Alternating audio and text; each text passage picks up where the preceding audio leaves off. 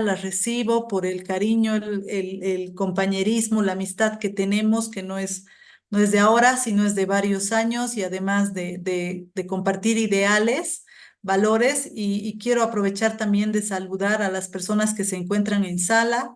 A muchas de ellas las tengo el placer de conocerles y realmente muchas nos honran, tanto a Rubén como a mí, con su presencia. Doctora Miriam, Wilmer, doctora Teresa, Miguel Ángel y bueno, todos los amigos que están en sala el día de hoy con esta inquietud de querer profundizar sobre el tema del diálogo. Con mucho cariño vamos a poder conversar, intercambiar criterios. Yo como un pequeño paréntesis, bueno, con algunos de ustedes estoy conectada. Tengo el problema ahorita de que hace unos 15 minutos me han hackeado el WhatsApp, así que estaba, bueno, con estos temas tecnológicos, toda una novata he caído y ha sido como una llamada, hasta les puedo decir cómo lo hacen, ¿no?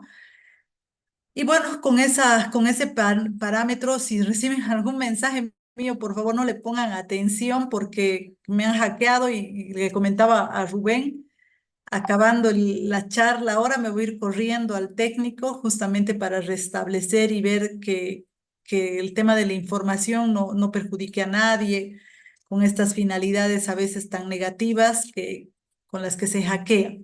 Bueno, este espacio que Rubén nos propone a través de Amediar y desde la experiencia que él tiene con el tema de la resolución de conflictos, el diálogo, realmente es un espacio muy importante porque nos lleva a poder reflexionar sobre cómo podemos utilizar el diálogo como una herramienta de gestión de conflictos, ¿no? Y voy a intentar, desde el conocimiento que tengo y la experiencia también, poder compartir con ustedes algunos aspectos que yo considero que debemos ahondar para poder generar, digamos, un diálogo propositivo, un diálogo con el que podamos realmente alcanzar, digamos, eh, llegar a nutrirnos de las otras personas con las que vamos a entablar este diálogo, sea dentro de un proceso para resolver un conflicto o sea también como para entablar una conversación, conocernos más, ¿no? Entre ello, me gusta mucho y quisiera empezar con esta sentencia que decía el Dalai Lama, ¿no? Cuando hablas, solo repites lo que ya sabes, ¿no? Porque todas nuestras opiniones tienen que ver con el pasado, con la información que hemos aprendido, con nuestra experiencia, con nuestros puntos de vista. Pero cuando escuchamos, cuando estamos interactuando con el otro, ahí podemos aprender algo nuevo, ¿no? Ahí podemos realmente recuperar mucha información y aprender.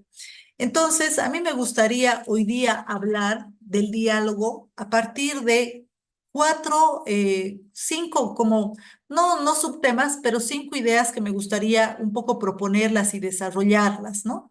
Muchas están vinculadas.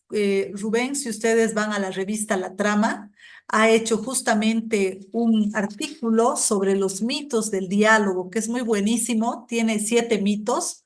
Yo voy a intentar referirme a 3 que me han gustado y provocado sobre todo para poder vincular a lo que yo había preparado.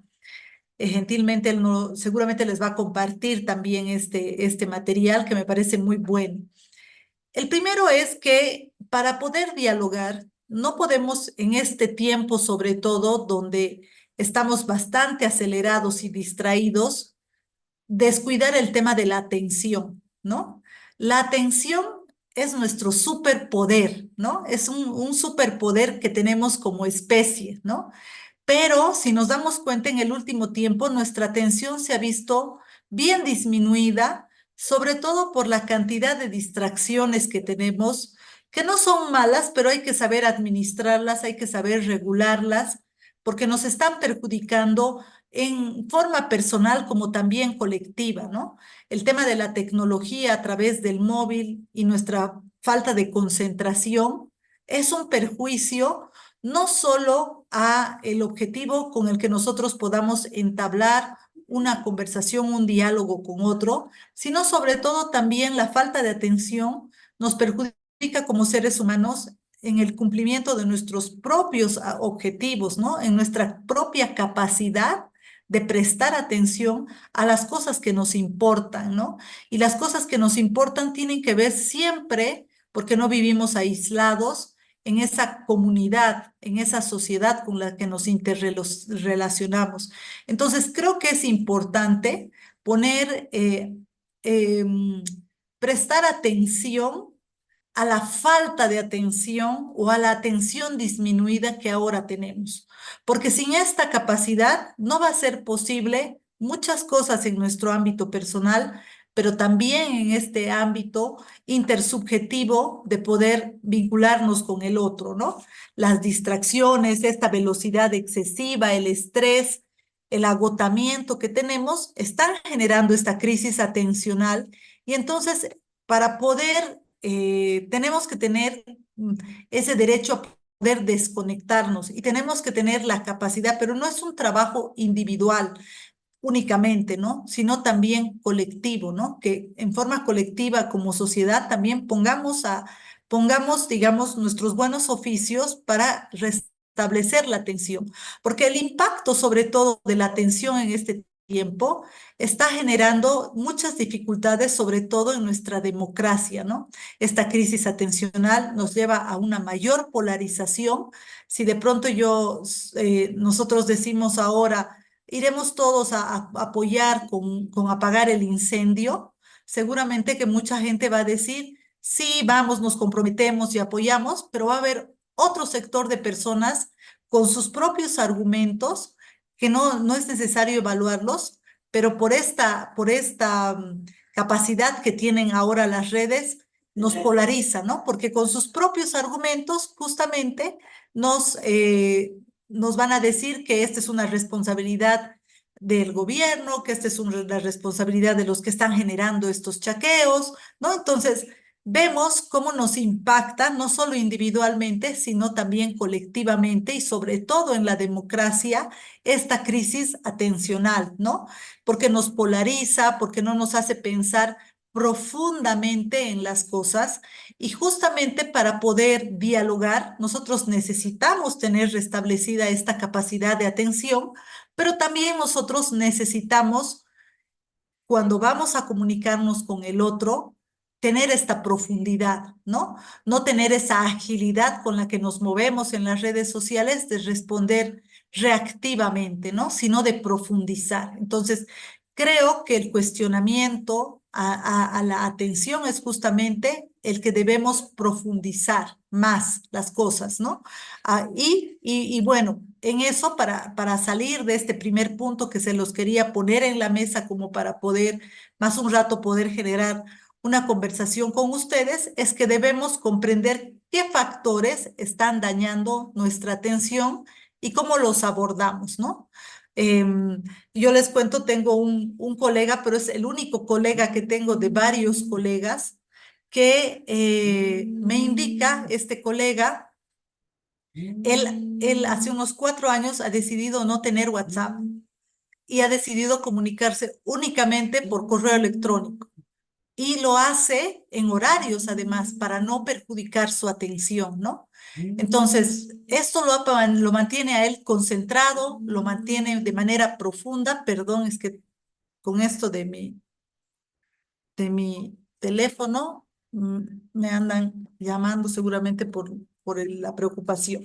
El otro aspecto, el segundo aspecto que quiero poner en la mesa es que debemos desromantizar el diálogo, ¿no?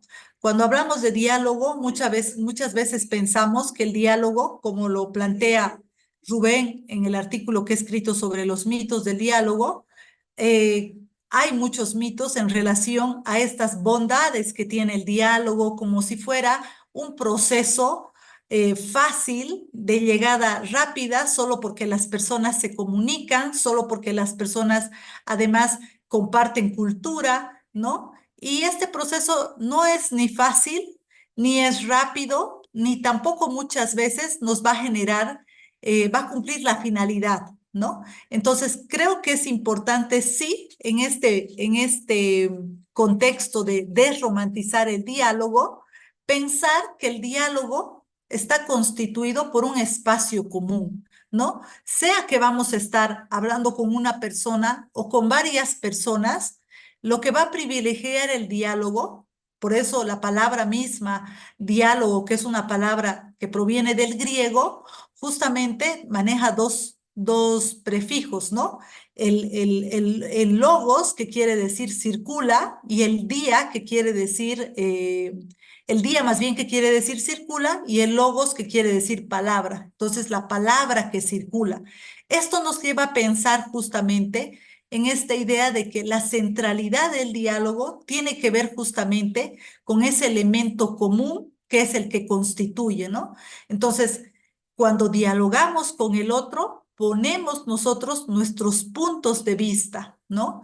Pero el otro también pone sus puntos de vista. Y lo que tenemos que tratar de conseguir en ese espacio con el otro, que puede darse muchas circunstancias, es entender que hay un espacio común que nos vincula, ¿no? Puede ser que yo, con las ideas que proponga, puede ser que yo, no es un objetivo del diálogo el convencer, pero pueden ser que mis argumentos expuestos puedan ser importantes y la otra persona pueda adherirse, ¿no? Pero no como un propósito que tenga el diálogo necesariamente de esta adherencia, pero sí, más bien, como este espacio común que posibilite el intercambio, ¿no? Que ayuda a que las personas puedan disponer no solo de manera sentimental, sino también, también política, también social, también educativa, transmitir aquellas ideas que son importantes para ella, ¿no? El diálogo también salva la violencia, porque es una relación, el diálogo salva de la violencia porque es una relación auténtica donde todo aquel que acepta para sí mismo, acepta también para el otro, ¿no? Y respetar profundamente en este espacio de diálogo la humanidad del otro, ¿no? ¿Qué es importante en esto? Que nosotros pongamos atención a que la oportunidad que generamos cuando nos conectamos con el otro es más bien el reconocimiento de que el otro puede transmitirnos algo que puede ser verdaderamente importante, que puede ser algo verdaderamente novedoso o no. Pero ¿qué es importante aquí? La predisposición a ese encuentro con el otro más allá del contenido que pueda darnos el otro, ¿no? Que la sola presencia del otro nos invite realmente a poder generar ese espacio de encuentro, ¿no? Entonces, creo que es importante también que en el diálogo podemos florecer, ¿no? Puede florecer nuestra palabra, porque se pueden conjuncionar también otros valores que están vinculados con la práctica del diálogo, como es el respeto, como es la escucha, como es el propio intercambio, ¿no? Que nos ayudan a tener la posibilidad de entender lo que verdaderamente la otra persona nos está transmitiendo. Pero para eso tenemos que disponer de ciertas capacidades, ¿no? Que nos permitan, como la primera que les decía, que tiene que ver con la atención, ¿no? Que podamos nosotros tener la capacidad de disponer de este tiempo para poder entablar este espacio, ¿no? No va a ser algo, no es el diálogo tampoco este proceso que tiene un tiempo, que tiene una finalidad, ¿no? No necesariamente. Quienes hemos tenido la oportunidad de practicar el diálogo con una finalidad pedagógica, con una finalidad para resolver el conflicto, sabemos que antes de generar las condiciones para resolver el conflicto, hay que generar las condiciones para el encuentro, hay que generar en la otra parte la confianza, ¿no? Hay que generar también en la otra parte el deseo y de la apertura al otro, de poder escuchar, ¿no? No podemos, a veces es bien difícil hablar cuando no hemos tenido este ejercicio. Entonces, para poder habilitar el diálogo, es importante verlo como un proceso, ¿no? Y por eso el tercer elemento que quiero plantearles está vinculado con ello. Dos personas no se entienden si una de ellas no quiere entenderse, o dos personas sí se entienden si una de ellas, si ambas quieren entenderse, entonces acaban haciéndolo, ¿no? ¿Qué quiero decir con esto? Que un factor importante como la capacidad de atender es también la capacidad de predisponernos a este espacio, ¿no? A poder realmente entender en este espacio la dimensión de la otra persona, ¿no? Y en ello ser cuidadoso con poder entender al otro, con entender que en este encuentro, que puede ser para conocer al otro, no necesariamente para resolver el conflicto, puedo yo no solo aprender del otro, sino también puedo transmitirle al otro seguramente aspectos que considero que son fundamentales. El otro elemento es la experiencia misma del diálogo, ¿no? Eh, las, hace muchos años, hace más de 20 años, las Naciones Unidas ha desarrollado un proyecto de diálogo, ¿no? Como un proyecto para poder vincular a las comunidades a través de un proceso, a las personas, a las sociedades, a discutir, a hablar sobre los temas que son importantes para ellas, ¿no? Y en este proceso se ha dado cuenta que en esta experiencia del diálogo es un proceso donde las personas seguramente en este encuentro van a plantear sus argumentos desde su propia experiencia. Entonces, este espacio de diálogo habilita justamente esta capacidad de entender la experiencia desde otros puntos de vista, ¿no? Entonces, esta experiencia del diálogo nos habla de estar dispuestos, de tener además que pensar que en esta experiencia del diálogo yo tengo que tener la voluntad, la capacidad de poder escuchar los argumentos de la otra persona y no, esto no significa necesariamente que me adscriba esos argumentos, pero sí que tenga estabilidad dialógica de poder realmente tener esa voluntad de escuchar. Entonces, aquí está una de las otras capacidades para poder dialogar, es la voluntad, ¿no? Esta voluntad hay que trabajarla, ¿no? Y sobre todo cuando las personas están en conflicto, de pronto tienen voluntad para poder hablar, voluntad para poder manifestar la importancia de, a través de la palabra, llegar a un acuerdo, pero muchas veces cuando se encuentran con la persona en la reunión, en el espacio de conciliación, resulta que esa voluntad no la tienen para esa predisposición a entender los argumentos del otro. Entonces, ¿qué es importante aquí? Que muchas veces cuando hablamos de diálogo, y justamente está entre estos mitos que plantea Rubén, pensamos que el diálogo está vinculado con estas capacidades comunicativas, con estas habilidades discursivas, pero en el fondo el diálogo está más que todo vinculado con la ética de los participantes, ¿no? Con esta voluntad, con este reconocimiento del otro desde la humanidad, ¿no? Del otro, ¿no? Donde tratamos a la otra persona, o por lo menos esta ética que nos vincula con el otro, tratamos que la otra persona se sienta con el mismo valor con el que nosotros queremos que nos haga sentir el otro, ¿no? Entonces, esta voluntad va mucho más allá de poder generar un espacio para hablar, para poder ponernos de acuerdo en algo, sino con esta voluntad mínima de entender que el otro puede tener argumentos, posiciones, puntos de vista diferentes, ¿no? Y sobre todo en escenarios de conflicto, esto va a ser mucho más evidente. Entonces, hay que trabajar ahí la voluntad de la otra persona para que pueda fortalecerse este espacio de diálogo intersubjetivo a través de reconocer que se van a dar esta exposición de argumentos, ¿no? Entonces hay que poseer esta disponibilidad ética y sentimientos de apertura al otro, ¿no? Estos sentimientos de apertura que tienen que estar presentes desde el inicio, ¿no?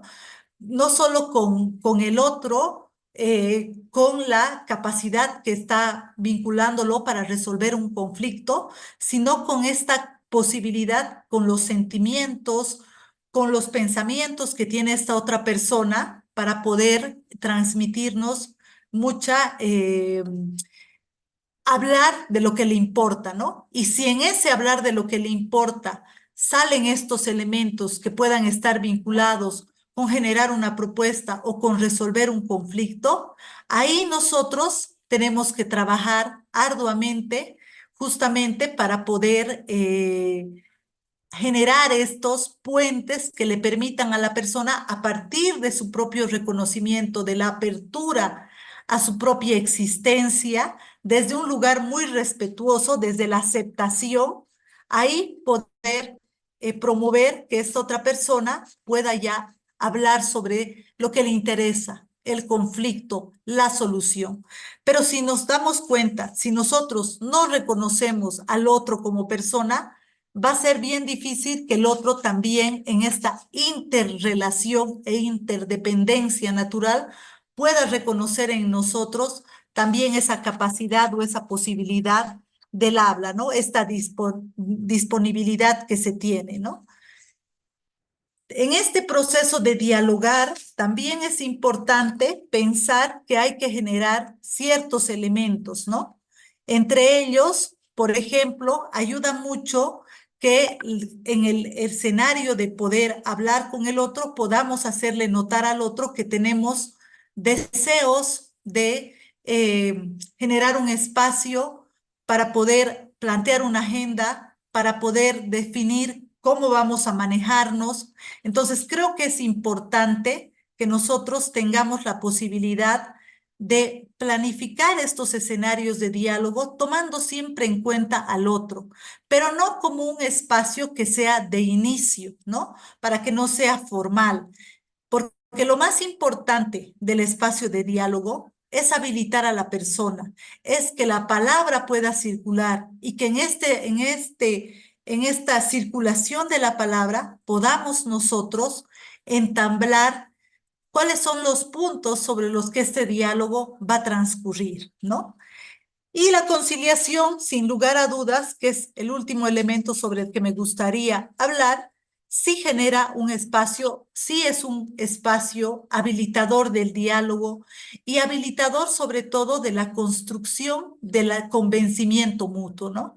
Porque la conciliación nos va a permitir resolver conflictos, pero si nosotros dentro de este espacio, en el rol de conciliadores, transmitimos a las personas que este espacio tiene esta finalidad, donde las partes pueden sentirse seguras para poder hablar de su conflicto, como también para poder hablar de la solución, estamos generando ese convencimiento mutuo en que este espacio, con ciertas características como es la confidencialidad, como es el respeto en el uso de la palabra, como es el dar lugar al abordaje de los sentimientos, la conciliación va a permitir realmente que se construya esa convicción de que hay esta apertura, de que hay esta práctica, de que hay un intercambio deliberativo donde se pueden hablar de nuestros propios argumentos, ¿no? Y quiero cerrar este pequeño espacio para habilitar las preguntas, Rubén, justamente con una frase que decía que lo pongo como para provocar un poco, ¿no? Kant decía, nunca discutas con un idiota porque la gente podría no notar la diferencia, ¿no? Y a mí me gustaría más bien darle una u otra connotación y decir, ni se te ocurra discutir con idiota, porque a los pocos minutos te habrá convertido en su alma gemela, ¿no? ¿Y eso qué quiere decir? Que cuando a veces estamos en un conflicto o cuando a veces tenemos un intercambio acalorado sobre ciertos temas que pueden ser de por sí acalorados, Si nosotros no tomamos en cuenta que hay ciertas condiciones que están vinculadas con el respeto, con la palabra, con la ética del otro, podemos dejarnos absorber fácilmente en esa agilidad a tener este intercambio, digamos, discursivo, donde podamos faltarnos al respeto, donde lo que no vamos a hacer es reconocer al otro, reconocer por qué sus argumentos pueden tener estos bemoles, digamos, ¿no? Pero si más bien nosotros manejamos todo el tiempo en forma presente, consciente, que el diálogo es este espacio para poder entender lo común, para poder entender el punto de vista, vamos a recuperar la humanidad de la otra persona y no vamos a necesariamente entrar en una discusión acalorada para generar posiciones, ¿no? Porque lo que necesitamos es construir este espacio común. Entonces, creo que es importante no perder de vista dos cosas, ¿no? La responsabilidad que tenemos nosotros, primero, con las palabras que utilizamos cuando dialogamos, con la consideración, que es otra capacidad que tenemos que tener con el otro, cómo lo considero al otro y qué tipo de construcción relacional quiero tener con este otro.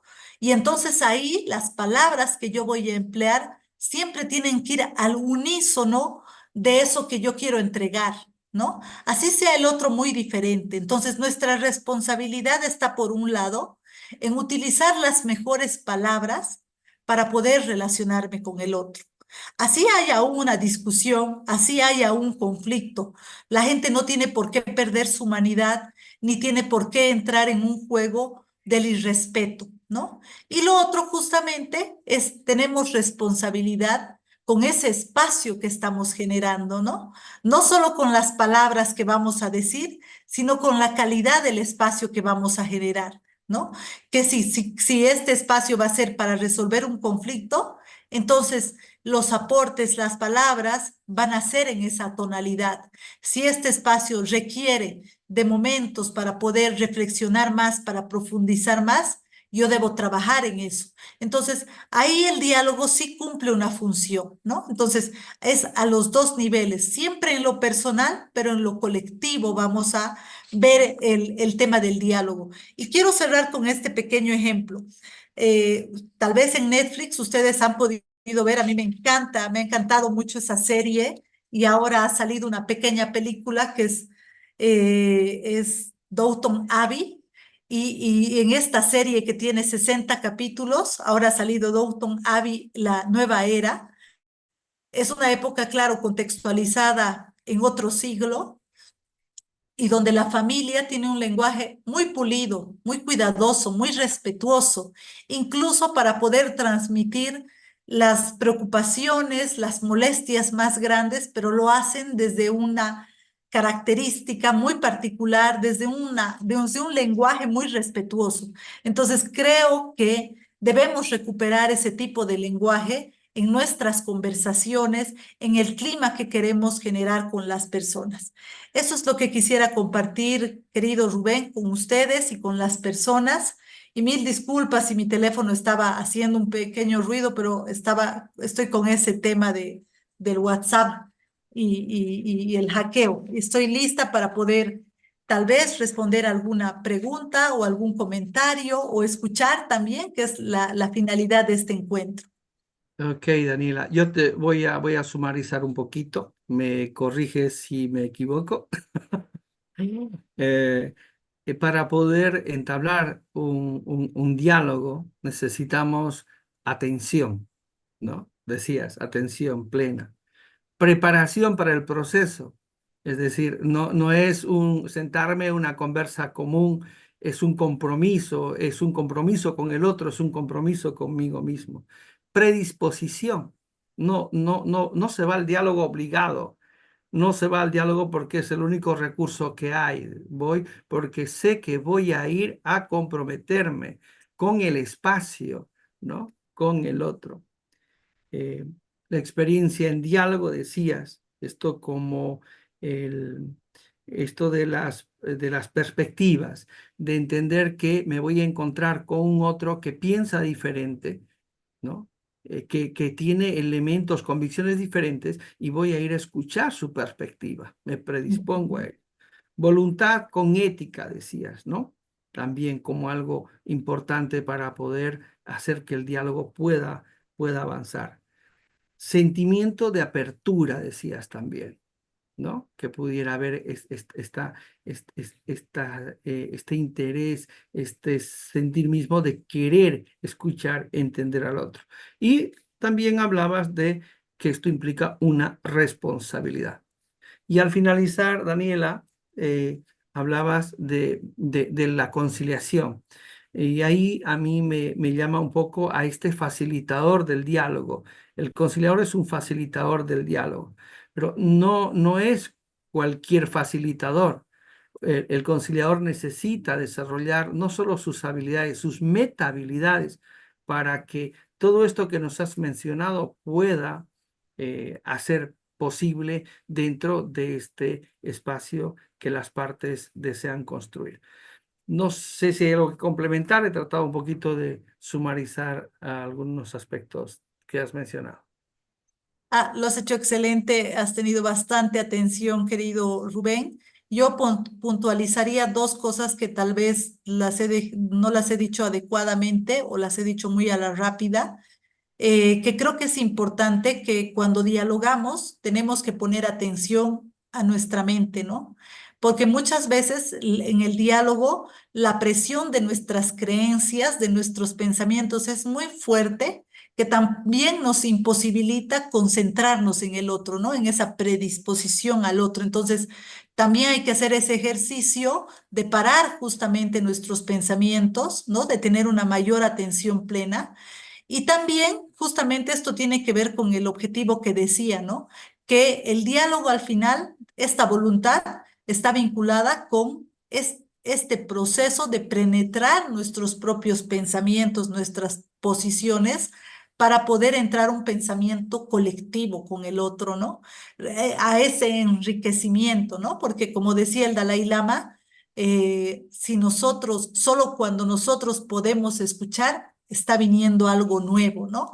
Mientras tanto, estamos repitiendo algo que ya conocemos nosotros, pero cuando tenemos esa capacidad de escuchar al otro, vamos a poder conocer algo nuevo. Muchas gracias, Daniela. Gracias por el énfasis. Entonces, vamos a proceder a habilitar el espacio para las preguntas. Pediría que por favor lo pudieran hacer por el chat.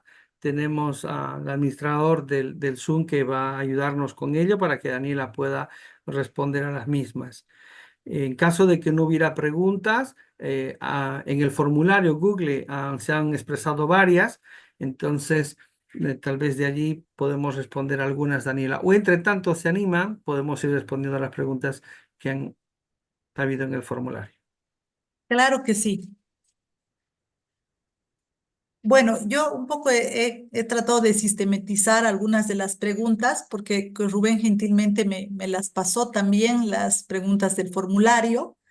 Y aquí una de las preguntas que a mí me llamaba de hacer es, ¿qué hacer cuando no hay diálogo en una audiencia? ¿No? Entonces, claro, cuando la gente de pronto queda en silencio, ¿no? Y yo creo que no hay que presionar, ¿no? Nosotros estamos hablando de facilitar espacios donde la gente pueda eh, entender el espacio primero, ¿no? Y luego entender su rol en ese espacio. Entonces, yo creo que es importante en estos espacios tener la capacidad de poder diseñar el proceso de conciliación al inicio con las partes y decirles a ellas cómo se va a manejar este proceso y en el caso de que las partes tienen, digamos, estos espacios donde ya han dicho todo, y hay la necesidad de hacer estos cuartos intermedios, es mejor hacerlos, no hay que provocar, digamos, que las partes hablen por hablar, ¿no? Sino que las partes realmente que hablen cuando sientan que quieren hablar, que pueden hablar, que necesitan hablar, que tienen que transmitir algo importante, ¿no? Entonces, yo creo que pasa mucho porque el conciliador en ese momento, como facilitador, pueda redireccionar y decir si hay algo más o si no hacer un cuarto intermedio, ¿no? Pero de ninguna manera se les puede obligar a las partes a hablar, pero sí se puede resumir tal vez los avances como para decirles en esto estamos dentro del proceso y en estas cosas podemos seguir hablando y hacer un corte, ¿no? O también invitar, cuando hay estos silencios, se puede invitar a tener las sesiones por separado, ¿no? Para poder decir, aprovecharemos esta oportunidad porque yo he tenido la percepción en lo que les he escuchado de que hay cosas que me interesa preguntarles, entonces si hay igual esta predisposición para hacer estos espacios por separado, yo aprovecharía ese momento para también ver qué sentimientos les ha llevado a tener este silencio, ¿no? Ok, Daniela. Vamos a ver si hay preguntas, habilitar los micrófonos, las cámaras para que puedan haber un diálogo para que pudiéramos tener un espacio más interactivo. Jonas, Sí, porfa. sí, Entonces, con libertad, por favor. Miguel Ya. Ángel dice en el chat, cuando se dialoga, se podría decir que estamos construyendo un interés común donde las partes aceptan algo nuevo.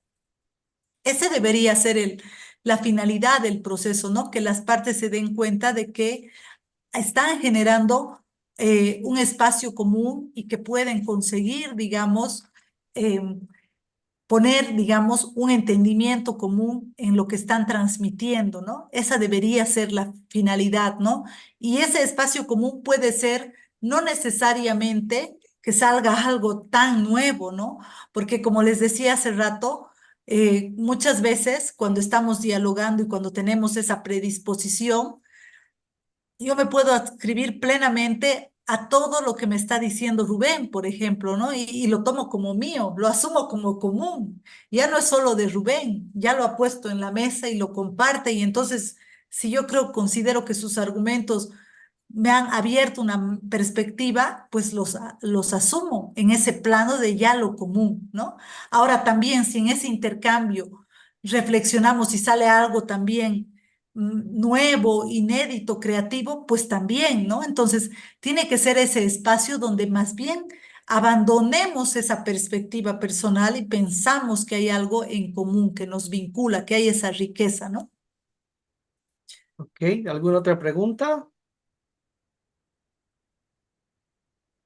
Dice Wilmer, aplicar la dialéctica en un proceso dialogal es un elemento que estamos dejando de lado. Actualmente parecería que el diálogo se torna en una especie de convencimiento de mis argumentos hacia el otro, sin entender que en el proceso se cede, se comparte, se negocia. Exactamente, Wilmer, yo me ascribo a lo que dices porque hay un proceso justamente, ¿no? Donde uno escucha, donde uno retoma, donde uno conoce, comparte, donde se pone de acuerdo y donde va dejando de ser uno para ser con el otro, ¿no? Donde hay esta interdependencia, donde me doy cuenta claramente que el diálogo no pasa solo por un monólogo, sino por ese encuentro con el otro. Bueno, dice Noemí también.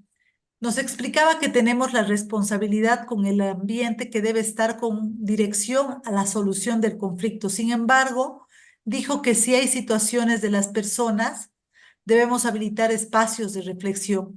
La pregunta es, ¿cuáles son esas situaciones y cómo son esos espacios de reflexión? Me refería a que a veces cuando estamos en procesos de solución de conflictos, probablemente las dos partes no están en la misma sintonía para resolver en ese momento el conflicto o para incluso abordar el conflicto, ¿no? Puede ser que una de las partes tenga el deseo genuino de poner fin al conflicto porque es algo que le cansa, pero puede ser que la otra persona todavía necesita entender, reflexionar, analizar más, que esté en un proceso propio interno, ¿no? Entonces, a eso me refería, ¿no? Que estos espacios de reflexión también están vinculados con lo que cada uno, más allá del interés, tiene, sino cómo se siente frente al diálogo, ¿no? No nos olvidemos que el diálogo como la conciliación son procesos y tienen, digamos, ciertas características para su manejo, pero en ambos casos, tanto en la conciliación como en la negociación, como en el diálogo, ese proceso no depende únicamente de una de las partes, ¿no? sino depende también de la comunión con la otra parte, de lo que la otra parte espera, de lo que la otra parte busca, cómo se quiere poner de acuerdo. Entonces, hay que tener en cuenta ese aspecto, ¿no? De cómo nosotros podemos con ambas partes ponernos de acuerdo y hacerle parte de ese proceso, o por lo menos que entienda cómo va a ser ese proceso. Daniela, yo te hago una pregunta. Entre tanto, se animan los compañeros que están en sala. Y desde tu experiencia, ¿cuáles serían estas habilidades que el conciliador, el mediador, el facilitador de diálogo tendría que trabajar para crear todas estas condiciones que tú nos has mencionado en tu presentación? Gracias, Rubén. Bueno, yo creo que lo que hay que generar, digamos, es confianza, ¿no? Confianza con el espacio que se está generando, pero también sabiendo si ese es un espacio de conciliación, sabemos que tiene una finalidad, que es que las partes resuelvan el conflicto. Entonces, claramente las partes si no saben bien, pero sí tienen alguna idea de que están yendo por un tema que las vincula y con un objetivo que es solucionar el conflicto. Entonces, si es un diálogo para poder hablar de problemas que nos preocupan, digamos, como una comunidad de vecinos, que tenemos un problema, pero no es un problema urgente, digamos, pero sí es un problema que queremos trabajarlo. Entonces, es otro tipo de espacio, pero sí hay necesidad de generar igual esa confianza. Y esa confianza se genera cuando se da, como tú decías, en esa facilitación de este espacio, se da, digamos, el uso de la palabra de manera proporcional. O sea, tienen que haber condiciones procedimentales que generen, digamos, las posibilidades para que las personas, todas las personas que participen, hablen si desean participar, ¿no? Si es un proceso, digamos, de vecinos, no están invitados a hablar todos, todos tienen la oportunidad, pero no podemos obligar. Entonces, tenemos que generar esas condiciones para realmente que las personas hablen cuando tengan algo que transmitir. Si es un proceso de conciliación, las condiciones son diferentes del diálogo, porque aquí es importante que hablen ambas partes desde cómo cada una ve el conflicto.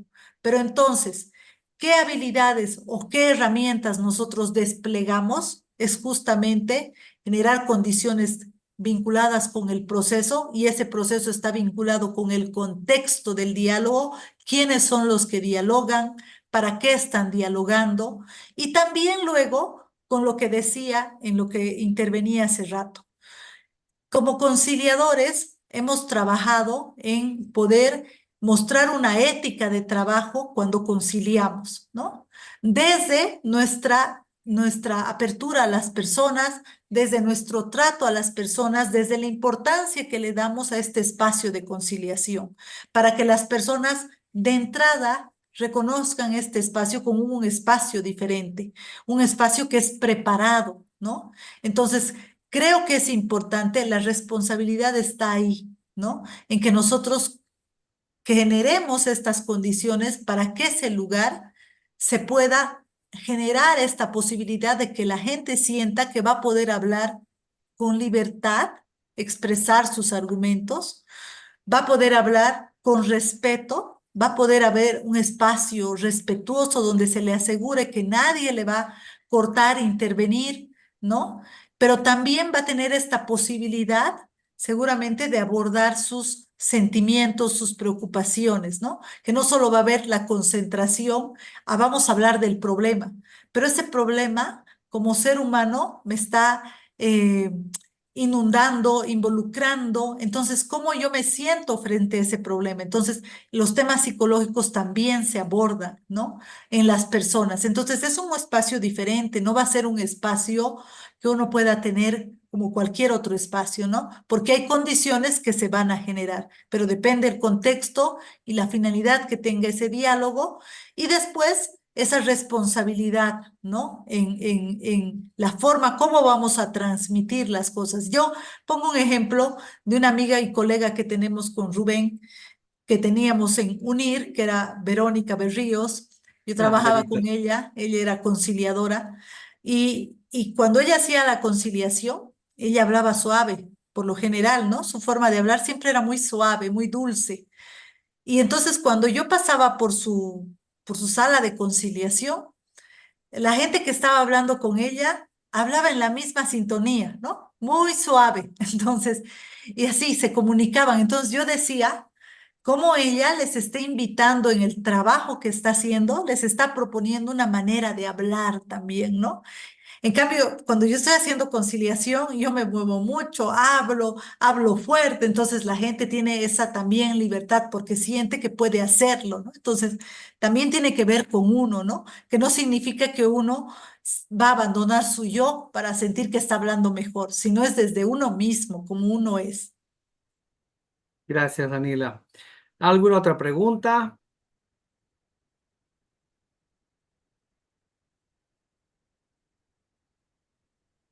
Bueno, no hay preguntas todavía. Si alguien se anima, todavía estamos con algo de tiempo. Comentarles, Daniela, a ti también, mañana tenemos a Francisco Díez, a los que se animen, pues todavía creo que hay espacio, no se ha llenado el cupo, todavía, pues tenemos tiempo, pero allí hay también una riqueza bastante grande. Él ha trabajado mucho con John Paul Lederach, que es un maestro en el trabajo de la paz, así que están cordialmente invitados. Si no llegan allí, pues por Facebook o YouTube también vamos a estar transmitiendo. ¿Alguien más se ha animado? Creo que no hay más preguntas, Daniela. Quiero agradecerte por el espacio. Gracias por aceptar la invitación. Voy a publicar el artículo que te compartí para que tengan un poco más de material los compañeros. Y esperamos volver a tener un espacio contigo en otro momento, ya más tranquila. Ahora vamos a cerrar justo en este momento porque sé que tienes que resolver. Y ya inbox te comento que ya están usando tu teléfono, así que cuanto antes puedas ver qué hacer sería ideal, ¿no? Muchas gracias, gracias a ustedes, gracias a ti, Rubén, por esta invitación. Realmente es un lindo espacio de reencuentro contigo y con los colegas que están aquí en sala.